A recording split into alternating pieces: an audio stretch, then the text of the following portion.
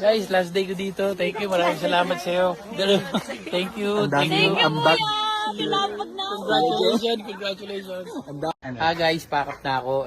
Hindi nyo alam yung ginawa ko ngayon. So intense, pare.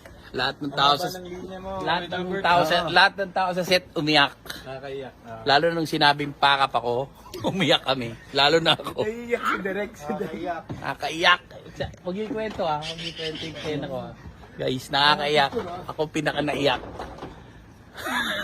Yung kalaykay scene. Pinaka. Hi guys, alam niyo ba ang bagong Canadian program dito? Pwede ka magdala ng kahit sino. Kahit sino. Dalhin mo kahit sino. Pag Lonely Canadian program, pag may nakita ka sa Cubao na naglalakad, dalhin mo rito.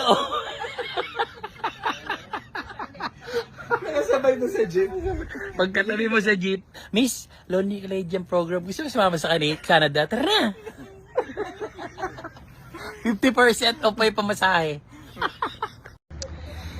Guys, alam niyo ba na ngayon ko lang nalaman na ang paggawa ng movie ay dugo. Madugo guys. Isang sequence lang, take 17.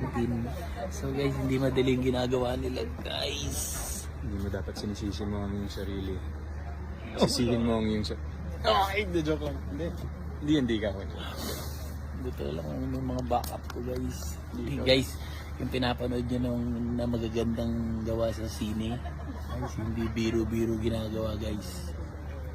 Palakpakan. Iyan ang kailangan nating abangan sa pelikulang Hello, Love Again ng Kat Den. Ngunit ano nga ba ang totoong real score nila off cam? Sa mga video clip at pictures na nakikita natin, kilig to the bones talaga. Kaya abangan natin ang kanilang pelikula this November.